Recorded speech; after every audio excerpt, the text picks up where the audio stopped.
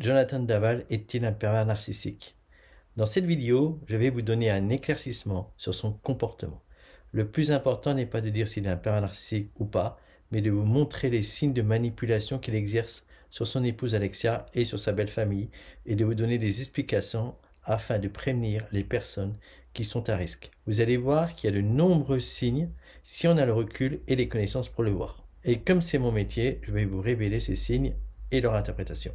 Et j'espère que cela pourra vous aider dans votre vie sentimentale ou dans celle de vos proches. N'étant pas psychiatre, je parlerai plutôt de comportement de pervers narcissique, car seul un psychiatre a le droit d'utiliser le terme pervers narcissique et de désigner une personne comme étant perverse narcissique. Quand c'est possible, je vous donnerai aussi des exemples vécus par des femmes que j'ai aidées et qui font écho avec l'affaire Daval. J'emploierai souvent le terme de proie, car c'est ainsi que l'on nomme une victime d'un pervers narcissique. Alors, comment j'ai pu voir ces signes? Depuis 2012, j'aide des victimes, des manipulateurs pervers narcissiques ou toute personne qui se dit empathique noire. Ci se fait soit lors d'une consultation, soit lors d'un suivi quotidien. Et je viens de créer une communauté d'échange sur WhatsApp. Et vous avez toutes les informations ci-dessous. C'est lors des suivis quotidiens qui durent plusieurs mois que je suis confronté aux actes et aux paroles des personnes manipulatrices. Et cela tous les jours. J'aide les victimes à ouvrir les yeux, à répondre aux personnes perverses, à affronter leurs peurs, à choisir un avocat, etc., etc. Donc vous trouverez donc plus d'informations dans la description.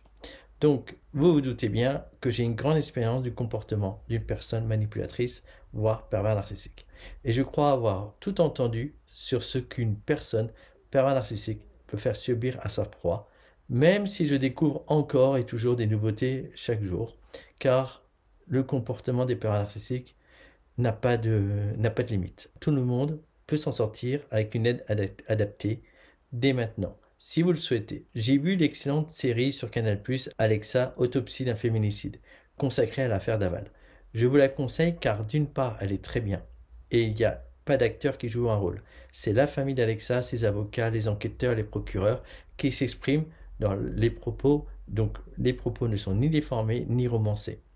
Et d'autre part, la mère d'Alexa a dit que la production avait effectué un travail de qualité. Je me suis donc appuyé sur le contenu de cette série pour réaliser cette vidéo. Plusieurs points m'ont clairement interpellé dans ce document qui m'ont rappelé mon aide professionnelle quotidienne et qui peuvent rappeler votre quotidien ou la vie d'un de vos proches. Pour une raison que j'ignore, cette affaire, plus qu'une autre, depuis le début, elle a retenu mon attention. Je vais donc vous éclaircir sur plusieurs points, à savoir le besoin d'empathie de Jonathan, le mariage et sa symbolique pour Jonathan, mon avis sur les médicaments, pourquoi Jonathan nie en dehors des raisons judiciaires, pourquoi il rejette la faute sur Alexa en dehors des raisons judiciaires, pourquoi Jonathan accuse sa belle famille en dehors toujours des raisons judiciaires, et pourquoi la famille nie que ce soit lui, pourquoi Jonathan n'a jamais accompagné Alexa chez le médecin, et Alexa avait-elle le profil de la victime que je rencontre d'habitude, Jonathan avait-il le profil du bourreau que je rencontre d'habitude? Et puis, à la dernière question, y a-t-il un lien entre le fait d'être une personne perverse et narcissique et commettre un féminicide? Commençons par le besoin d'empathie. Attention, une personne qui a un besoin d'empathie n'est pas une personne manipulatrice. Mais une personne manipulatrice est aussi un être humain. Et comme tout être humain, elle a ses besoins. L'empathie est un exemple de besoin. Le besoin d'affection ou le besoin de reconnaissance sont d'autres exemples. Par contre, les personnes ayant un comportement pervers narcissique sont prêtes à tous les moyens pour rassasier leurs besoins. Jonathan paraît comme un enfant. Toute personne avec un comportement pervers narcissique a besoin d'être maternée, d'avoir une personne qui le rassure, comme si elle était une maman. Jonathan avait de la chance. Non seulement il avait Alexa, mais aussi les parents d'Alexa. Sur ce point, Jonathan a été gâté, malheureusement. Et je pense que ça a joué dans son comportement pendant la procédure judiciaire. Une personne avec un comportement pervers narcissique va rechercher de l'empathie, pas uniquement dans le couple, mais dans tous les domaines de sa vie. Parmi les victimes que j'ai aidées, on s'est rendu compte que le manipulateur a profité de la proie pour se créer un réseau dans la vie privée ou dans la vie professionnelle. Certains se sont enrichis considérablement grâce au réseau de la victime. Le besoin d'empathie est resté constant chez Jonathan jusqu'à la fin. Pour cela, il va tout mettre en œuvre pour préserver son image. Pour un manipulateur, l'image, c'est son point faible. Il a toujours un gros besoin d'attention. Durant toute la procédure, Jonathan va toujours faire des choix afin de maintenir le plus longtemps possible l'affection des parents d'Alexa. À plusieurs reprises, il se rassure en s'assurant que ses beaux-parents resteront auprès de lui. Pour cela, il s'assure que son image est impeccable.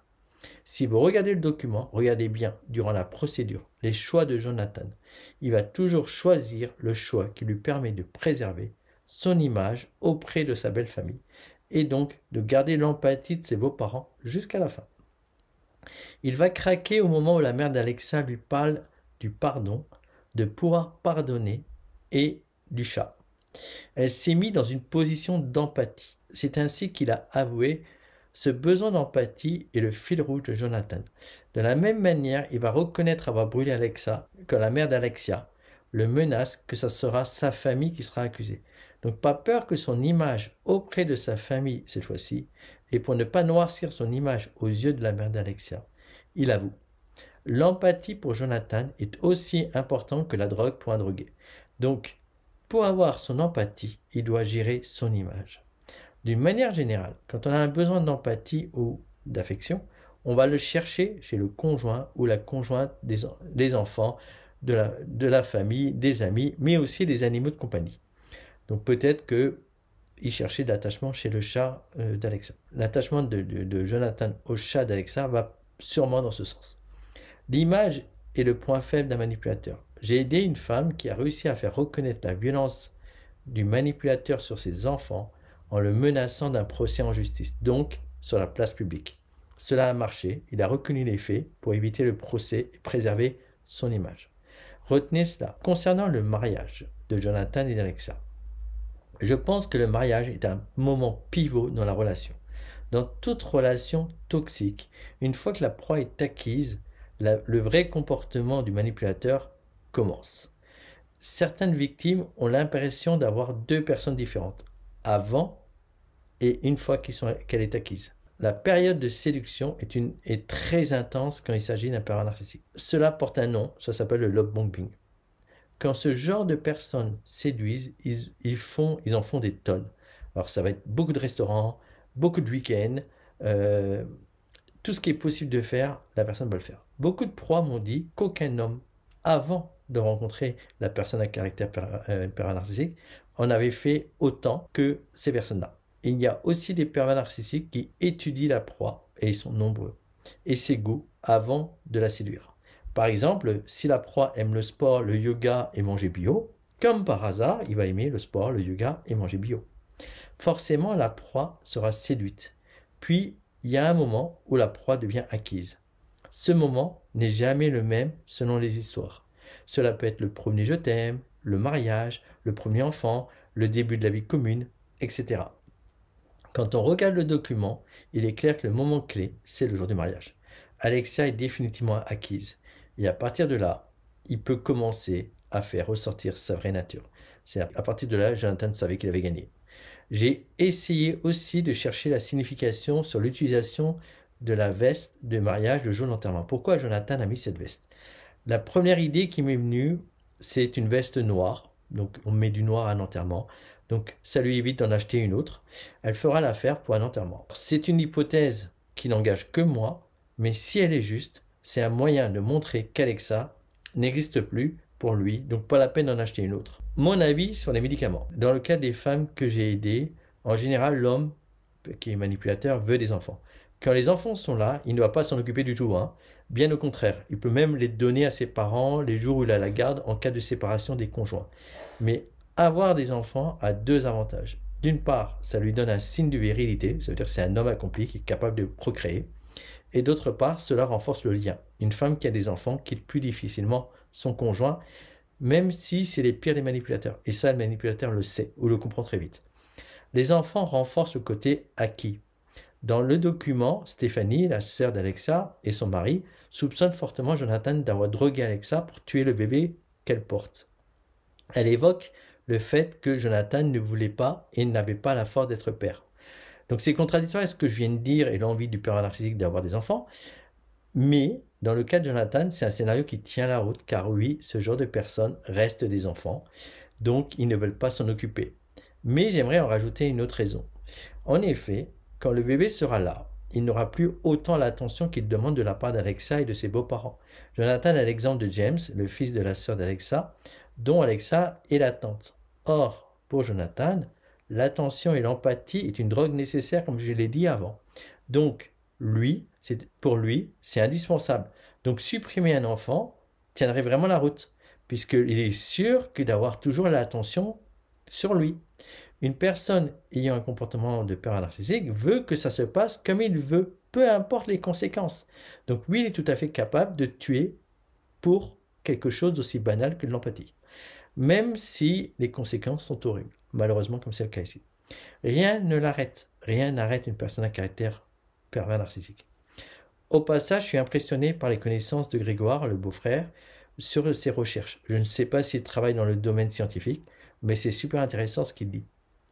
Je serais aussi très curieux de connaître l'enfance de Jonathan, car on ne naît pas manipulateur ou pervers narcissique, on le devient. Que s'est-il passé? De plus, je serais intéressé de savoir s'il avait des problèmes d'ordre sexuel, des pannes ou des problèmes d'éjaculation précoce, par exemple. Était-il à l'aise avec la sexualité? J'ai l'impression que c'est quelque chose qui ne fonctionnait pas chez lui, ou c'était un point négatif pour lui, quelque chose qui n'était pas clair pour lui. Pourquoi il nie? Si vous pensez que cette vidéo peut aider un proche ou plusieurs personnes, n'hésitez pas à la partager.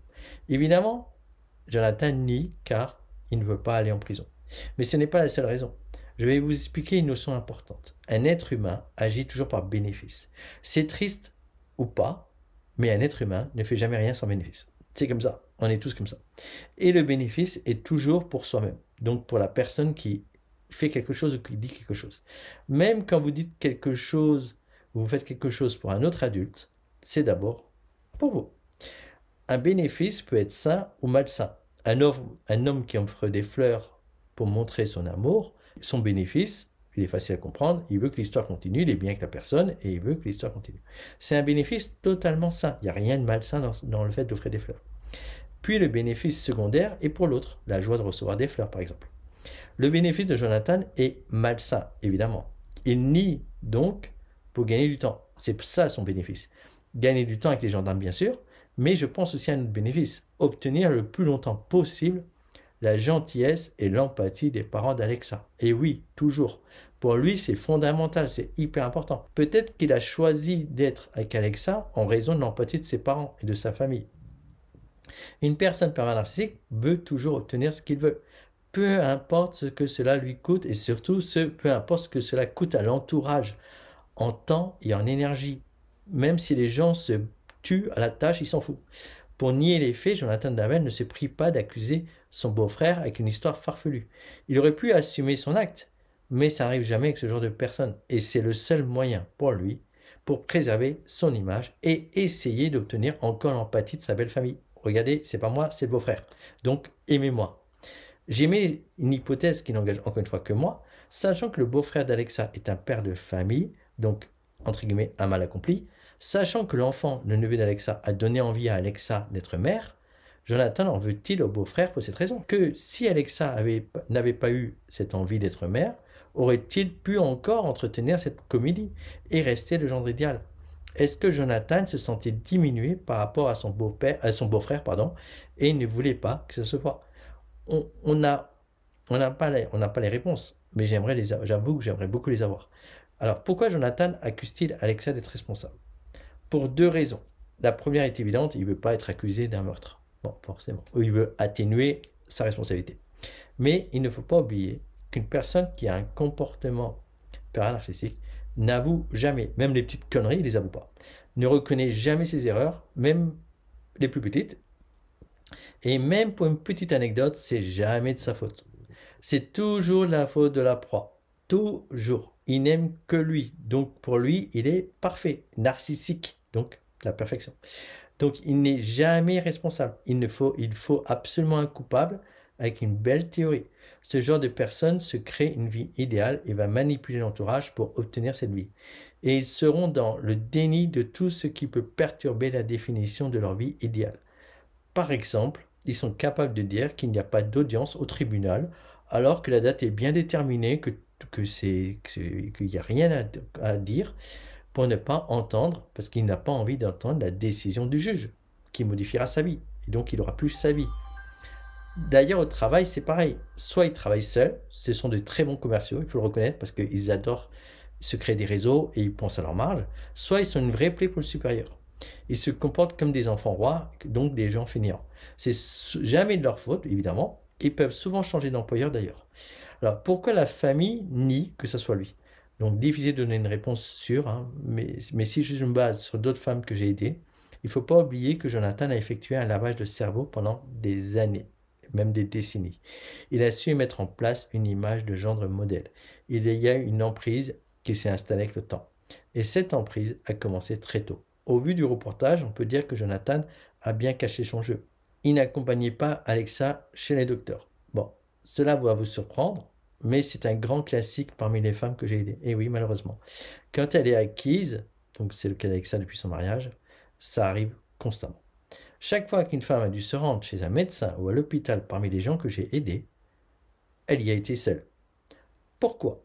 Donc, selon mon expérience, alors je ne sais pas si c'est le cas de Jonathan, je ne suis pas dans sa tête, mais selon mon expérience, une proie à l'hôpital n'intéresse pas une personne manipulatrice et pervers narcissique, car elle n'est pas disponible pour lui pendant ce temps. Cela peut même être une contrainte pour lui, car pendant ce temps, il doit gérer ce que la proie ne fait pas en raison de son absence, donc les enfants, les courses, le ménage, etc. Alexa a-t-elle le profil d'une victime? Alexa avait-elle le profil d'une proie d'un manipulateur à tendance pervers narcissique? À travers mon expérience, j'ai pu déterminer qu'une femme qui est dépendante affective, et encore plus si la personne a frôlé la mort avant l'âge de 10 ans, elle est empathique, éventuellement HPE, HPI, et avec une physique aux normes de la société. Donc, est-ce qu'elle était dépendante affective? Je ne sais pas, le document ne donne pas trop d'informations dans ce sens. Un seul détail est donné, c'est la frustration sexuelle, mais est-elle présente depuis toujours cette frustration ou bien est-elle récente? Si elle est ancienne, ça peut être dû à la dépendance affective, mais si elle est récente, elle peut être due au traitement que Alexa prenait pour tomber enceinte et dont sa sœur en parle. Ça ne suffit pas pour dire qu'elle est dépendante affective. La dépendance est due à des événements vécus durant l'enfance. Vu que je ne connais pas l'enfance d'Alexa pour le dire, c'est difficile de dire qu'elle était dépendante. C'est plus simple pour l'empathie. Les parents qui sont très empathiques, comme dit la gendarme mode, ce sont des personnes qui aiment les gens. Donc il est fort possible que Alexa et sa sœur Stéphanie le sont aussi, ou du moins l'étaient avant les faits. Mais si elles ne le sont pas ou si elles le sont peu, de toute manière, les parents d'Alexa le sont tellement que Jonathan était sûr d'avoir sa dose d'empathie. HPE ou HPI, donc ça je ne sais pas, je ne connais pas Alexa pour le dire. Et tout le monde qui a vu une photo d'Alexa peut constater que c'est une très belle femme qui correspond donc aux normes de la société actuelle. Donc, en effet, une personne avec un comportement pervers narcissique aime avoir une proie qui le mette en valeur, et forcément, une belle femme va le mettre en valeur. Donc, je ne sais pas pour la dépendance affective, mais on reconnaît quand même quelques critères que je retrouve chez les proies des personnes des pervers narcissiques, comme l'empathie et la beauté. Au sujet des violences d'Alexa, alors, l'emprise ne fonctionne pas tous les jours, donc il est tout à fait normal qu'il y ait des moments où Alexa avait des moments de révolte. Tous les proies ont des moments de révolte. Et les manipulateurs savent le gérer. Donc pour moi, c'est tout à fait logique. Et après, la dépendance reprend le dessus, et du coup, la proie, elle est de nouveau sous emprise, et le pervers narcissique a de nouveau le dessus. Donc voilà. Après, l'emprise peut être encore plus forte pour Alexa si c'était sa première histoire d'amour, voire son premier partenaire sexuel. Alors, Jonathan a-t-il le physique du bureau? Plusieurs points vont dans ce sens. Jonathan reste inerte. Une personne avec un comportement pervers narcissique a aucune empathie. Il fait semblant. Il imite le comportement des autres. Donc Jonathan ne ressent rien et pour lui, la vie continue.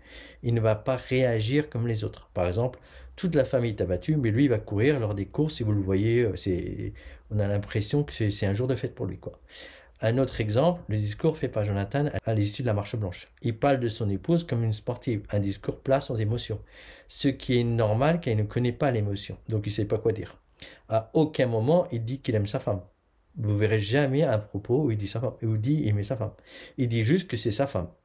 Il ne connaît pas l'amour car il n'a pas d'empathie. Alors le regard noir, un signe qui ne trompe jamais. Pour reconnaître ce genre de personne, c'est le regard vide. Jonathan a un regard très vide. Ce regard vide est à mettre en relation avec l'absence d'empathie. On ne sait jamais ce qu'il pense. Il est toujours dans le contrôle.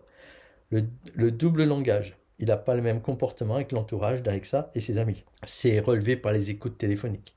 C'est important car c'est la preuve qu'il joue un rôle du théâtre. Il va toujours adapter son comportement et ses paroles en fonction de ses besoins et de la personne en face de lui. Il est toujours dans la manipulation et c'est jamais authentique. Souvent, ce genre de personne passe pour le gendre idéal, l'ami parfait, et c'est tout l'inverse dans la vie privée. Et plus c'est gros, et plus ça passe. Une personne perverse et narcissique est capable de faire des choses impensables pour le commun des mortels. C'est pour ça que je vous dis que j'ai tout vu et parfois j'en découvre encore. Ils ont aucune limite dans l'horreur. Ils pleurent sur commande, comme au théâtre. Une personne avec comportement pervers narcissique est un très bon comédien. Il pleure quand il pense que c'est nécessaire. Donc par exemple, devant toutes les caméras, en ce qui concerne Jonathan. Et il peut sourire quelques minutes après, comme si tout allait bien. Pour n'importe qui, c'est impossible à faire. Pour ce genre de profil, c'est très facile à faire. Une fois, j'avais un couple dont le monsieur était un manipulateur pervers narcissique. À 2 reprises, il a pleuré. Mais j'ai vu que j'étais sur commande. C'était même limite ridicule. Je lui ai dit que ça ne servait à rien.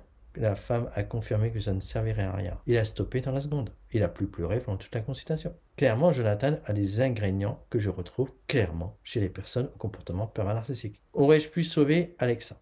Alors, la mère d'Alexa s'en veut, ce qui est normal, de ne rien avoir vu. Alexa et Jonathan se sont mis en couple jeunes. On ne doute pas à cet âge-là que son gendre peut être un manipulateur, voire un pervers narcissique. Dans mon expérience, j'ai dû aider 2 victimes dont les manipulateurs avaient 17 ans au début de l'histoire. Comme vous le voyez, il n'y a pas d'âge. Mais on ne se pose pas de ce genre de questions quand le couple est jeune, vu que c'est impensable pour le commun des mortels d'avoir un gendre pervers narcissique. Puis, avec le temps, toute la comédie est bien rodée. La comédie devient la vérité. Il ment, mais c'est devient sa vérité. Il jouait un rôle à la perfection. Il devait vraiment passer pour le gendre idéal et personne ne devait en douter. Est-ce que Alexa osait dire les faits? Peu de victimes parlent facilement, car elles culpabilisent de ne pas être parfaites aux yeux du conjoint, et elles ont honte de ne pas être la femme idéale. Le manipulateur les persuade que c'est de leur faute. Ne l'oubliez pas, un manipulateur n'assume jamais. Donc elle ne parle pas, même aux proches. Bon, je sais qu'elle parlait beaucoup avec sa sœur. Alors, est-ce que j'aurais pu sauver Alexa? Cette question, une personne proche de moi me l'a posée au moment des faits. Cette personne, c'est ma mère, parce que ça l'a touché aussi beaucoup, cette histoire. Évidemment, je ne connais pas Alexa, donc c'est très difficile de répondre à cette question. Dans le reportage, il n'est pas dit qu'Alexa avait demandé de l'aide à un professionnel. Je veux donner des pistes de réponse à cette question, car si la famille voit cette vidéo, déjà je voudrais leur dire que j'ai été vraiment impressionné par leur comportement exemplaire. Donc, proposer à une personne d'être aidée ou constater par soi-même qu'on a besoin d'aide, ce n'est pas facile. En théorie, j'aurais pu l'aider à ouvrir les yeux, l'aider à quitter Jonathan. Mais ce n'est pas aussi simple. Je constate au moins 2 freins. D'une part, Alexa était consciente de la gravité de la situation. Ça a l'air bête comme question, mais si vous saviez combien de personnes sont dans le déni et me disent que tous les couples se disputent, que c'est pire ailleurs, en fait, qui ne se rendent pas compte qu'elles sont dans une situation dramatique. Avait-elle envie d'en parler? Sans prise de conscience et sans envie d'en parler, aucune personne ne peut aider la personne en détresse. En général, dans un premier temps, quand on me consulte, en général, on ne me consulte pas pour que j'aide une personne à quitter un pervers narcissique. En général, on me consulte pour le premier contact, c'est pour sauver la relation. Oui, vous avez bien entendu, la personne, la proie, veut sauver la relation. Elle veut sauver son couple, en espérant un changement de la part des manipulateurs. Et combien de fois j'ai entendu, oui, s'il change, ça ira bien, ça ira super bien. Car, comme la victime est dépendante, elle ne veut pas vivre une rupture. Elle veut au contraire que la situation s'arrange. Et elle est prête à faire des changements. Et puis, quand la période de séduction s'est toujours super bien passée, je rappelle qu'elle est très intense, forcément, elle me dit, souvent j'entends, au début c'était magnifique. J'aimerais tellement revivre ça. Je veux ça. Donc la personne n'envisage pas qu'elle est en danger. Et souvent, elle n'est pas prête à entendre la réalité. Même si j'essaie de la sensibiliser sur la réelle nature de la relation, elle n'est pas prête. Donc, elle est dans le déni total. Puis, dans un deuxième temps, quand la femme a compris qui est réellement son conjoint et qu'elle est en danger, elle me recontacte, mais parfois c'est 6 mois plus tard, car elle sait qu'elle n'y arrivera pas toute seule. Et c'est là que je commence le suivi quotidien qui l'aidera à s'en sortir. Il peut arriver que la personne constate dès le premier rendez-vous qu'elle côtoie une personne dangereuse, mais franchement c'est rare. D'accord? Le plus souvent, c'est le scénario que je vous ai donné. Et puis, pour revenir à Alexa, d'autre part, le deuxième point, le deuxième frein, elle voulait profondément être enceinte. Donc, si j'ai bien compris les paroles de sa sœur. Une femme qui veut un enfant ne veut pas vivre une rupture. C'est contradictoire. Elle sait que si elle quitte son conjoint, que retrouver un autre homme et que celui-ci accepte d'être père, ça prendra du temps. Et c'est souvent 1 an, 2 ans. En général, une femme qui veut un enfant minimise donc les problèmes de couple et ou espère qu'ils vont s'arranger après la naissance. Puis, elle va dire, ouais, c'est mes hormones qui travaillent, après la naissance, tout ira mieux. Bref, c'est donc pas aussi simple. Et est-ce que Alexa a consulté un professionnel? Avait-elle ouvert les yeux? Je ne sais pas. Est-ce que pervers narcissique et féminicide, ça va de pair? Je ne suis pas compétent pour dire que l'homme qui fait un féminicide est obligatoirement un pervers narcissique et inversement. Je pense que c'est plus complexe. Heureusement pour mes clientes, aucune a subi une tentative d'assassinat. Mais j'en ai une qui a été menacée, d'être tuée si le juge jugeait en sa faveur. De toute manière, avec ce genre de personnes, pour eux, la proie ne peut pas gagner. Dire qu'une proie est supérieure à lui, c'est pas concevable. Et parmi les femmes que j'ai aidées, la proie gagne uniquement quand elle est aidée par des personnes telles que moi et avec le soutien de la justice quand c'est nécessaire. Est-ce que Alexa a menacé Jonathan de quelque chose? Et a-t-il senti qu'il n'avait plus d'arguments valables?